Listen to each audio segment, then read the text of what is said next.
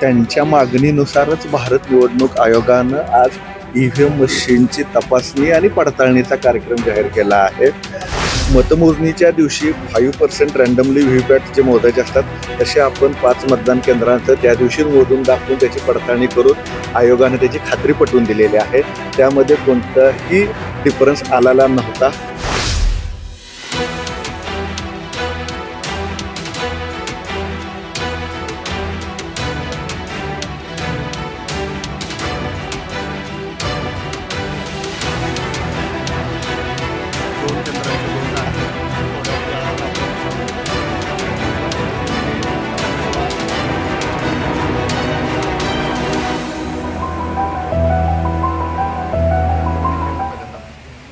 विषय असा आहे की इलेक्शनच्या पहिल्या पहिल्या मशिनीपासून आपण त्यांच्यावर ऑब्जेक्शन घेतो की मशिनी मोठ्या प्रमाणात टॅम्परिंग केल्याचे दिसून येतं ते आणि त्या ठिकाणी मतांची चोरी झालेली दिसते। आता ही चोरी झालेली दिसते तर आम्हाला आमच्या अपेक्षितप्रमाणे पारदर्शक यंत्रणा जर शासन राबवत असेल, निवडणूक आयोग राबवत असेल तर त्यांनी आमच्या सगळ्या प्रश्नांची उत्तरं किंवा जे संशय जो आमच्या मनात येतो त्याचं निरसन त्यांनी करणं गरजेचं आहे। परंतु आज आम्हाला या ठिकाणी त्यांनी बोलवले आणि त्या ठिकाणी त्यांनी आम्हाला असं सांगण्यात येते की फक्त मशिनीवरचे आकडे दाखवणार आहेत आणि नंतर आकडे दाखवून झाल्यानंतर मशीन रिसीट करणार, त्याचा डेटा गायब करणार आहे। त्या गोष्टीला आमचा विरोध आहे। आता आमचे हायकोर्टात सुद्धा केसेस चालू आहेत आणि आम्ही चिठ्ठ्या त्यांना मागणी करतो की आम्हाला चिठ्ठ्या मोजून दाखवा, तर त्या चिठ्ठ्या मोजून दाखवणार नाहीत असं त्यांचं सांगण्यात येते। आम्ही त्यांना अर्ज केला आहे आणि तोपर्यंत ही संपूर्ण यंत्रणा त्यांची आता थांबवलेली आहे। आमच्या अर्जाचं उत्तर जोपर्यंत येत नाही तोपर्यंत त्यांचं आम्ही चालू होणार नाही।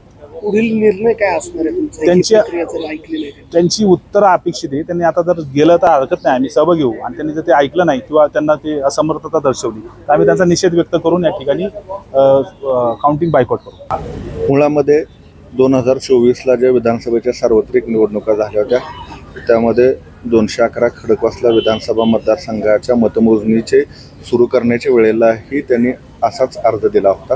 त्याही अर्जाचं आपण आयोगाच्या तरतुदी नमूद करून उत्तर देऊन मतांची मोजणी केली होती। त्याच्या उपरही त्यांना असलेला शंका दूर करण्यासाठी त्यांनी अर्ज दिला होता। त्यांच्या मागणीनुसारच भारत निवडणूक आयोगानं आज EVM मशीनची तपासणी आणि पडताळणीचा कार्यक्रम जाहीर केला आहे। त्यांनी मागणी केल्यानुसारच आजच्या ह्या EVM मशीनचं checking, one memory verification and mock poll या प्रक्रिया ECIनं ठरवून दिल्याप्रमाणे दिलेल्या आहेत। त्याप्रमाणे आज ते उपस्थित राहिलेले आहेत। उपस्थित राहून गोडाऊन उघडणे, मशीन्स बाहेर काढणे या प्रक्रियेपर्यंत सोबत आहेत। त्यांनी अर्ज दिलेला आहे। आम्ही त्यांच्या अर्जाला उत्तर देत आहोत, त्यांना प्रक्रिया समजून सांगितलेली आहे। त्या स्टेजला त्यांच्या काही ज्या गोष्टी आहेत आपण अतिशय पारदर्शकपणे त्यांना दाखवून त्यांच्या अर्जानुसारच आपण पुढे जाणार आहोत। आता त्यांचा आक्षेप आहे की मुळामध्ये त्याच आक्षेपाच्या अनुषंगानं आजचं व्हेरिफिकेशन म्हणून म्हणलं की verification and one memory checking आहे। व्हेरिफिकेशनमध्ये पहिल्यांदा EVM मशीन सीलबंद होत्या का तर गोडाऊनमधनं त्यांच्या समक्षात बाहेर काढलेल्या आहेत। आता मशीन टॅम्परिंग आहेत का ते फिजिकली व्हेरिफिकेशन, त्याचे रिपोर्टचे नमुने आहेत। पहिल्यांदा त्या EVM मशीनचे आपण म्हणजे CU BU अनटॅम्पर्ड आहेत हे बघण्यासाठी फिजिकल व्हेरिफिकेशन करणार, त्यांची ती समाधान करून घेणार। त्यानंतर त्या दिवशीच्या ह्याच्यामध्ये जो वापरलेला डाटा आहे ज्याला मेमरी म्हणतो त्याचं त्यांना व्हेरिफिकेशन करायची संधी देणार। त्या व्हेरिफिकेशन झाल्यानंतर त्या दिवशी म्हणजे निवडणुकीच्या दिवशी जो डाटा आहे तो त्यांना दाखवणार, म्हणजे ज्याला आपण निकाल म्हणतो तो दाखवणार आणि तो निकाल दाखवल्यानंतर आजचं मॉकपोलची प्रक्रिया होत असते।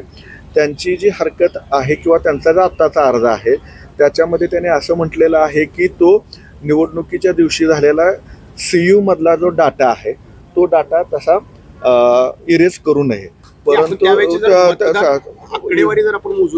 येस तर ते सांगतोय त्याच्यामध्ये मतमोजणीच्या दिवशी 5% रँडमली व्हीव्हीपॅट जे मोजायचे असतात तसे आपण 5 मतदान केंद्रांचं त्या दिवशी मोजून दाखवून त्याची पडताळणी करून आयोगाने त्याची खात्री पटवून दिलेली आहे। त्यामध्ये कोणताही डिफरन्स आलेला नव्हता।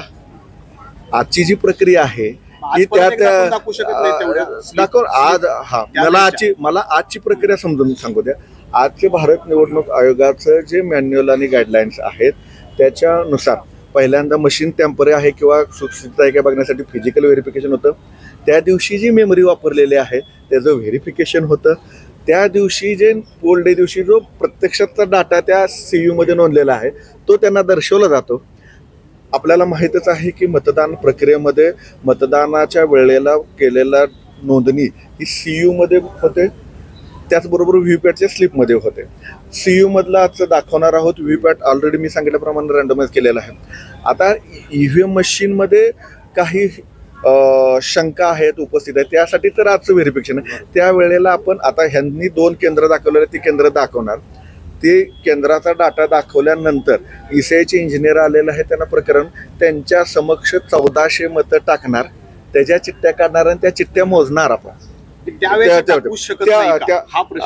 आजच्या प्रक्रियेमध्ये आज जे मॉकपोल करणार आहे ते आहेत त्यावेळेच्या चिठ्ठ्या ह्या 5% मानकाप्रमाणे मतमोजणीच्या दिवशी जी केंद्र निघाली होती ती केंद्र मोजून त्याची पडताळणी आपण केलेली आहे. त्यावेळेला ज्या हरकती होत्या ती हरकत त्याच वेळेला निकाली काढलेल्या, त्याच्यावरती तर त्यांनी पिटिशन आणि रिट पिटिशन केलेलं आहे. ते माननीय उच्च न्यायालयामध्ये त्याची प्रक्रिया चालू आहे.